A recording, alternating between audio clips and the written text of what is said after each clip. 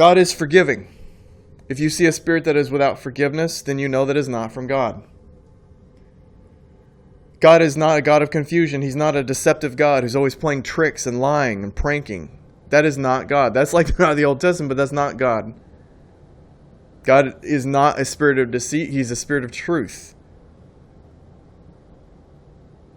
If you see somebody being constantly deceptive, that is not God's spirit.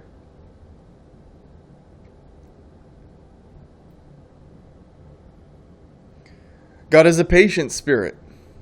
He is very patient. He's got way more patience than me, that's for sure. I don't have patience for fools. I don't. I struggle on that.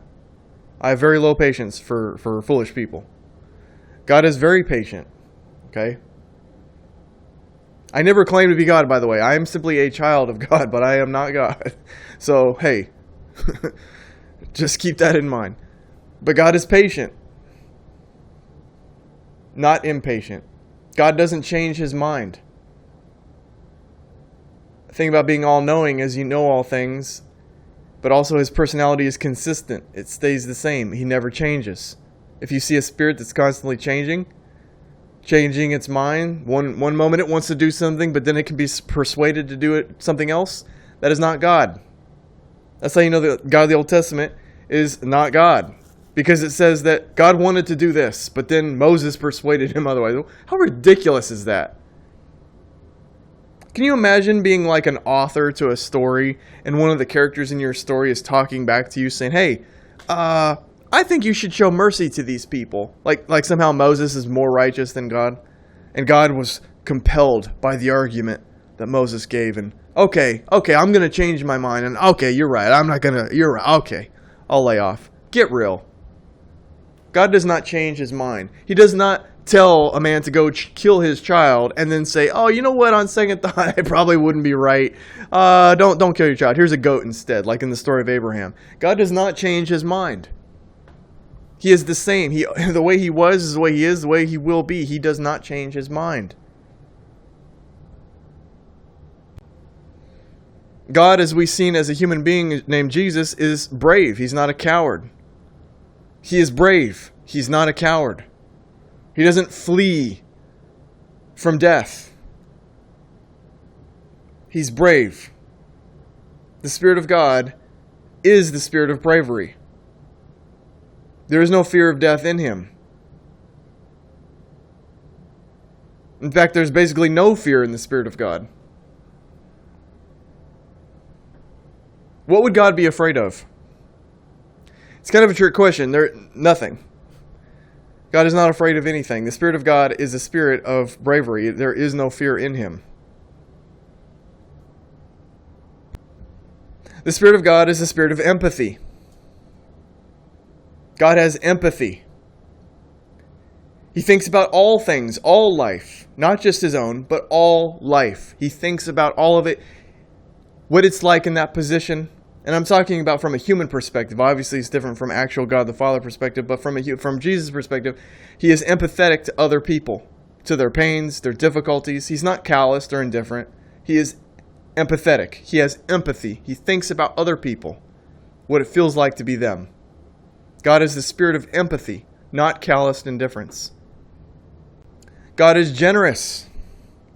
God is a spirit of generosity. He is not stingy, like some cheapskate who has limited funds. He has unlimited resources. He is generous.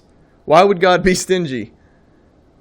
The only people who are stingy who have limited funds. He does not have any limits. God is generous in spirit, which is also similar to how God is gracious in spirit, which is also similar to how he is patient. His graciousness is a combination of both his generosity and his patience.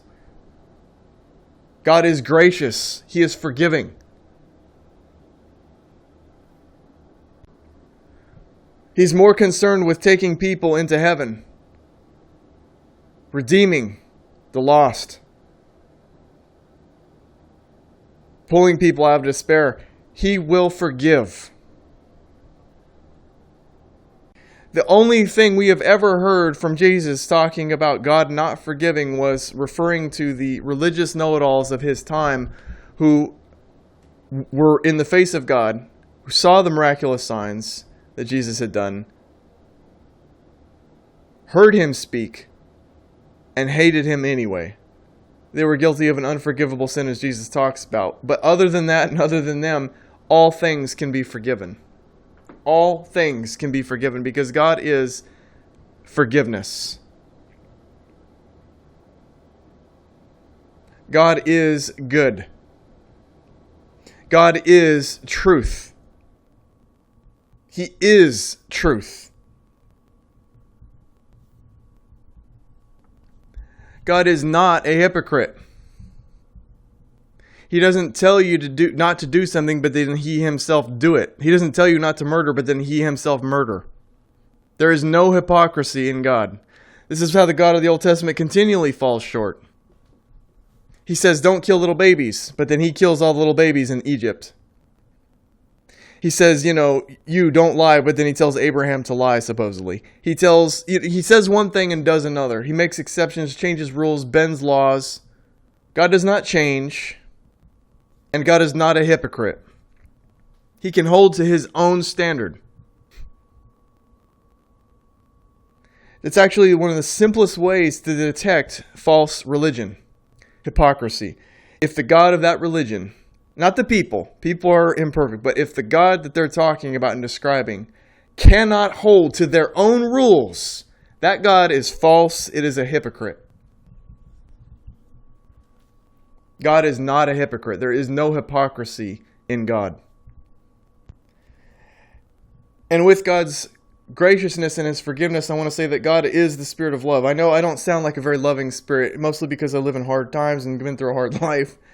But if you had known me with my time with my dogs, you would have seen more of that. And so don't judge the message that I'm giving based off of my own weaknesses and my own inability to seem so lovey-dovey. But I also know that God is the spirit of love. In fact, I don't want to talk about some of that because to me, right now, it feels just too private. But I know that God is the spirit of love. I'm trying to stay strong too, man. I'm being a tough guy right now, okay? I'm speaking, okay? Don't get me all soft, tender-hearted and stuff. But God is the spirit of love. He wouldn't be forgiving and patient if he didn't have love. God is the spirit of love. He will love you more than any person or any being could love you. You may have had good parents or bad parents, but I know this, that God will love you more than your parents. I'm trying not to get emotional because sorry. This is why I didn't want to talk about love, because I knew it was going to mess me up. It's going to throw me off my rhythm here. But this is another way that you can tell false gods, when there's no love in them. When the things they do and say, there's no love in them. No love. Just destroying, just like a computer, mindlessly, just doing whatever it's doing, no love in it.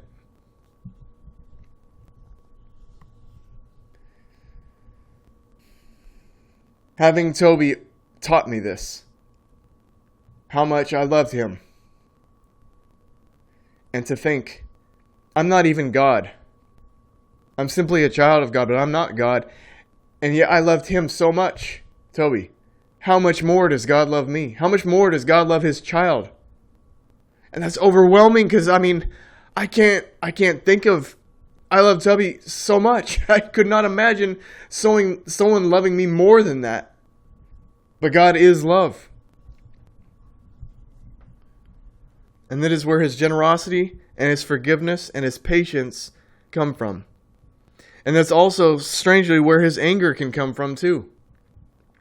From things in the world that do not belong to him, that try to corrupt his people, that try to destroy and ruin his people. When I had my dogs, I discovered something else about myself. That I have that same type of anger. My dogs, I remember during one year, were being bit by copperheads. A copperhead is a poisonous snake, for those who don't know. Terrible. Nasty little snakes, man. And the first time I was just mortified. I could not even, when I saw Jenna's face just blowed up and I didn't know if she was going to die or not, and it was just terrifying. And I remember in the car out in front of the dog vet for hours before they opened that morning. The whole time, just her, me, and God. And I got angry with those snakes. I spent days out there. I tore down an entire 12 by 14 foot bush where it was actually. Mowing up everything. I mowed over some of them. I mean, I beat some of them. I hated those snakes. I saw what they did to my dogs, and I hated those snakes. And I would have burnt those snakes forever if I could have. I hate rattlesnakes. I hate copperheads. I hate them. From the bottom of my heart, I hate them because I love my dogs so much. And I saw what they did to my dogs. And what you've done to the least of these brothers of mine, you've done to me. Do you see that God's hatred for evil things that corrupt and destroy is fueled by his love for his children? And I know right now that God is very angry with America. Very angry with the sex industry. The child trafficking industry. The corruption. He's angry with these things. His anger is rooted in his love. God is love. And when I say that, I think you understood. He's not lovey-dovey, like he's going to get in bed with a rattlesnake. Not like that kind of nonsense, new agey stuff. What I'm saying is God loves his children, and he is the spirit of love. He does not love snakes. I want to make this clear because people just go off into some random deep end. God does not love rattlesnakes. He does not love copperheads. He does not love the things that destroy what he loves. I would think that makes sense. God is not a fool. I think this kind of goes without saying, but if I'm going to talk about who God is, I think I want to cover everything and not leave any stone unturned here. God is not a fool. He's not the spirit of foolishness. He's the spirit of wisdom. In any given situation, his ways are the best ways. The Spirit of God is not the spirit of foolishness or folly. It is the spirit of wisdom. God gives hope, not despair. When you see despair, you know that you are following a dead end the wrong way. God gives hope, not despair. Because God is the God of the living, not the dead. God is the God of life, not death. Jesus promised us that in the world after this, there is no sickness, suffering, crying, or pain. There is no death. There are no more goodbyes in his eternal kingdom. When someone talks and they cause you despair, not giving up on a false belief, that's different, but when they cause you true despair, which is what is rooted in atheism, that there's just nothing matters, and there's just nothing, and all that nonsense and bullcrap, that is straight from the devil's heart. That is not from God's heart. That is not the spirit of truth. You need to throw that despair out. And if there are people in your life that are just so down and so just always in despair and always just, you need to just put that out. You're not going to lift them up. They're going to drag you down. God is not the spirit of despair. God is the spirit of hope. Jesus said that God is a spirit. God is a person. He is a mind. He is a spirit. He is a being. Some suspect that all of existence is his body and he's the mind of that body, but I think it's bigger than that. I believe he's a mind beyond this existence and bigger than that. He is a spirit. He is a mind. He has no beginning and he has no end. He is a causeless being. He has no cause. We are all caused beings. We came into being because something existed before us. He is causeless, timeless. God does not make mistakes. I think, again, a lot of this seems obvious, but I just need to say it. God does not make mistakes. You can identify an imposter or an imposter God if that God makes mistakes. A classic example is the story of Noah. When it talks about how it says that the Old Testament God regretted making humans, that would imply a mistake. Why would you do something that you would regret 5 minutes later if you knew you were going to regret it? This is a form of, you know that this is not God. This is not a perfect being who makes no mistakes. This is a being who makes mistakes, regrets making mistakes, and is not God. Which would then also imply, since we are all sinners, that was not a mistake. There are some of us, we're given new bodies. Jesus said that when we die, we are giving bodies like that of the angels that are imperishable, and we no longer are subject to sin. We're no longer sinners. After we die, eternal bodies that no longer sin. God does not make mistakes.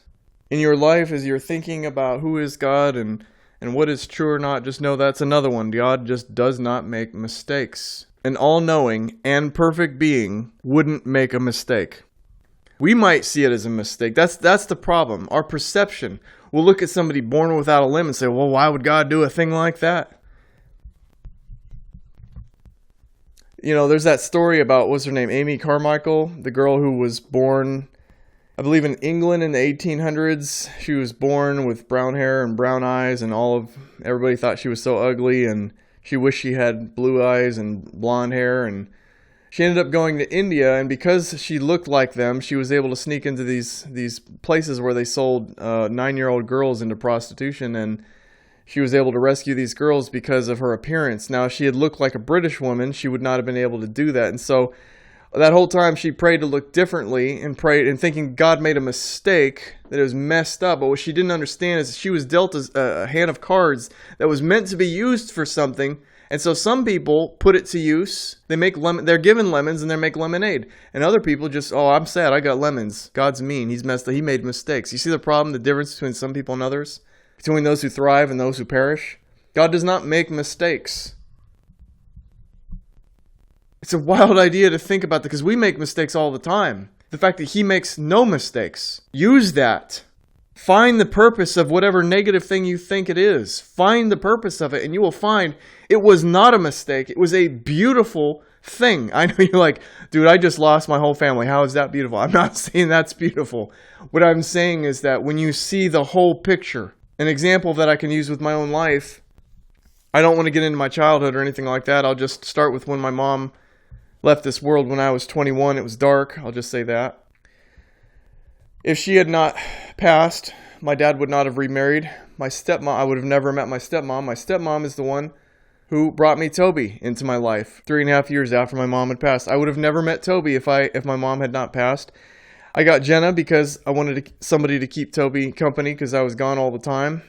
And, on night shifts and stuff. And so I got Jenna. I would have never met Jenna if I had never met Toby, and would have never met Toby if my mom had not passed. And then Faith, my third dog, also was there because Jenna just got along with her so much on walks. My neighbors eventually left. They left the poor dog out in the yard. I ended up taking the dog, and I tried finding her a home because I thought 3 dogs was just too many, and I was about to leave California.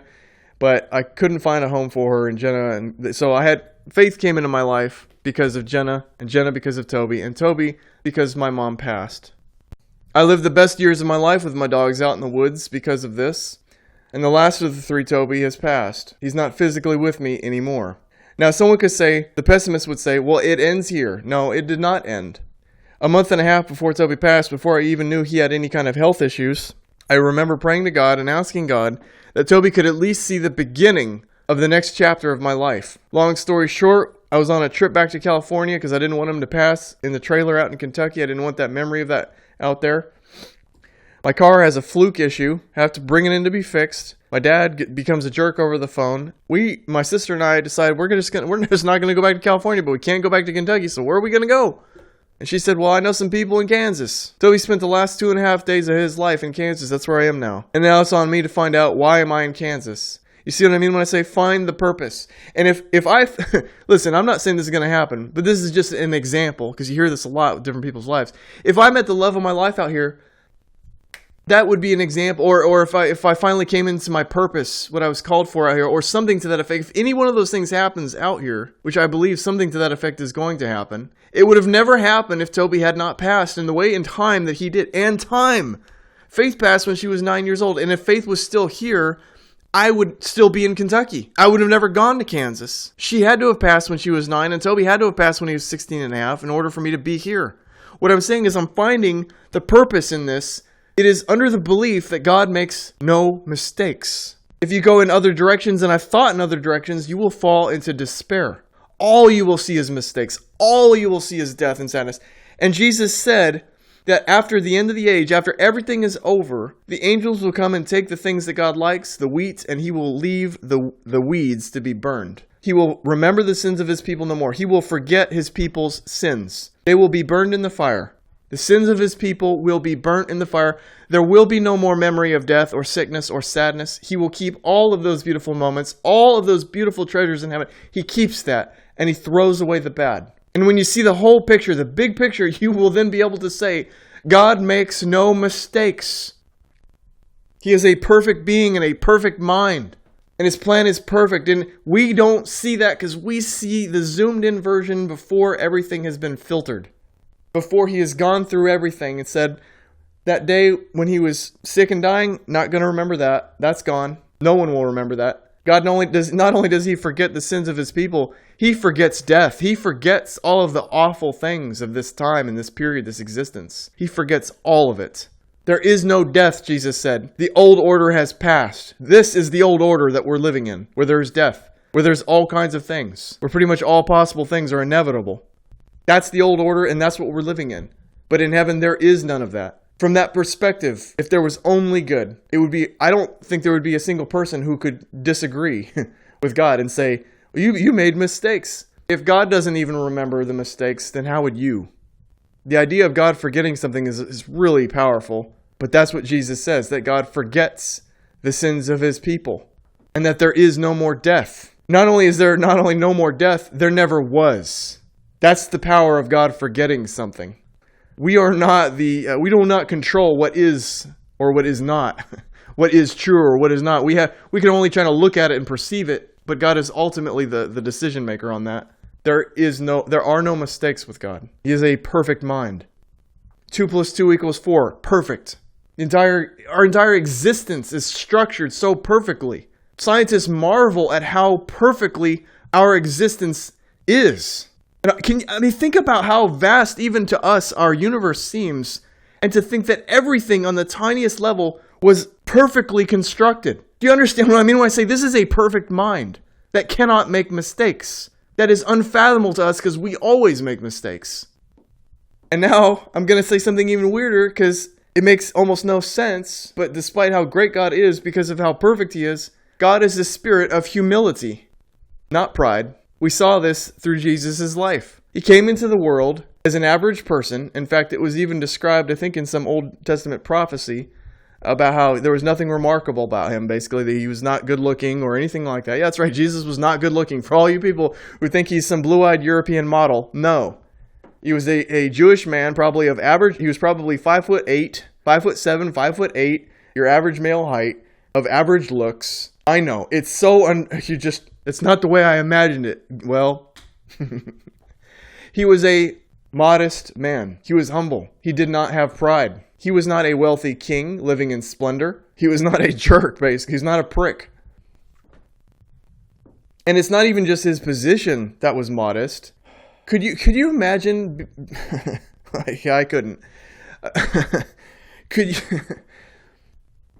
To know that you are the Son of God and to have to put up with so much crap and nonsense that he had to put up with in his time. Imagine it. And you can tell just by some of the things he says, how much longer do I have to put up with this generation, with these people? So you can tell he was feeling that. But the fact that he was the Son of God and yet at the same time came to average people in a ignorant and poor time in our history. He didn't come to us like 2,000 years from now in the future where we're like, able to do everything and think we know everything or anything like that. He came to a time with people who really didn't know much, didn't know better, and was even willing to be subject to our stupid rules and law. And I don't say our like I claim it, but ours and humans.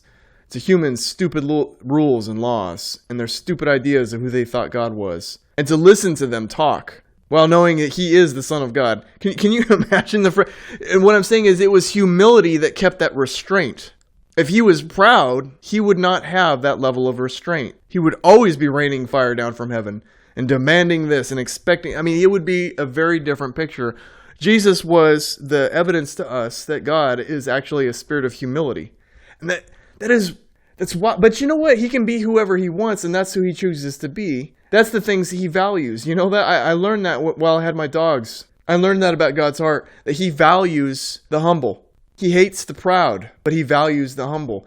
And it's in what he values, you can also tell them that is why. It's because it's It's likeness. He values things that are similar to him and not ferociously different and against him, like the proud are. God is humble in spirit. There's no need to brag or boast. He feels no need to brag or boast. He does not brag or boast. I'm thinking about everything Jesus said, and I don't remember a single brag or boast. And not only that, it would be, I just don't see how that would even come about naturally. It's irrelevant. Pride is, in a sense, foolishness too. And like I said, God is wise. He's the spirit of wisdom. He's not the spirit of foolishness. And pride is foolishness. So that's another reason. But God is the spirit of humility, not the spirit of pride. Many times I have to step back after sometimes I do these recordings or after I talk to people or anything like that. I have to step back and I have to rebase myself. I have to remind myself who I am and where I came from. I'm very happy with who God made me as I lived out in that forest for 11 years with my dogs. I had no more than usually about $500 in my bank at the time. I lived under the poverty limit. I made $7.25 an hour working at a pet store and jobs like that. And if I had any pride before that period of my life, it was definitely gone. But I also found the greatest joy in that time of my life and, with my dogs and just being out in the yard. And it taught me something, so many lessons that were so important. And so as I'm out here now in Kansas, and the situation is a little different, and I'll come across people, and you know, people get into arguments and that sort of thing. After I'm done talking, I need to get back to my roots, to who God made me when I was out there. I don't want people to mistake confidence and boldness for pride. I notice a lot of people make that mistake. People say, well, this guy sounds like a very proud guy. No. But what they're doing is they mistake confidence for pride. They mistake boldness for pride, but it is not pride. Pride is a strange kind of vanity and a strange kind of foolishness. And you usually hear it through bragging. And it's true. I have at different times in my life bragged about things. I'm a human being. I'm not perfect, and it has happened, okay? And it could still happen. I'm not above that. But I know that in this chapter, after I had to say goodbye to Toby, that there's no pride. It's irrelevant. It's useless. Pride of what? Ever since he passed, my work began. I'm here as a servant now. The first 40 years of my life, I was a child. And I'm still a child, but now a servant. There are no proud spirits in heaven, I know this. And all of my hope is in heaven, and all that matters is going to heaven. And so knowing that pride is the greatest obstacle to that, I believe the most important thing a person can do is to keep their pride in check. Pride is the root of all sin, other than madness. Madness is the one exception. But madness aside, pride is the root of all sin. You can spend time to think about it and trace it, but you'll look back and say, wow, he's right. Ego and pride, it was actually the very root of all of this sin and that sin. And yeah, keep your pride in check. God is not proud. God is humble in spirit. I am doing these recordings, and I'm not here to build something in this world. I want to make that clear. I'm here to speak to someone who is lost. Someone who these words they needed to hear. That might not be you, or it might be. And that's why I'm here. I remember being young. And I remember there was never any real help in my life. No useful words. Nothing. Obviously, I was greatly impacted by the New Testament, by the Gospels, Matthew, Mark, Luke, and John. But other than that, there was no person that was influential in my life, there was nobody. And if it was not by God's grace, I would have probably just wandered off to destruction. And so I make these recordings mostly because I feel like making them. That's the number one reason. I just do. I feel like making them. I can't not. I have to. I feel like I have to. But other than that, in terms of how I can see that they're beneficial, I think it's for someone. I'm telling you who God is, so that if you have any doubt, you now have a way to root out evil in your life, to root out falsehood in your life. If you know who God is, It's everything. It's all that matters.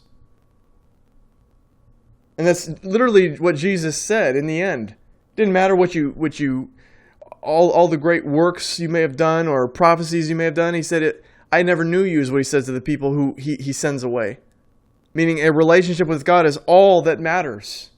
Listen, you may not be able to hear from God yet, but he can still hear you. Remember that.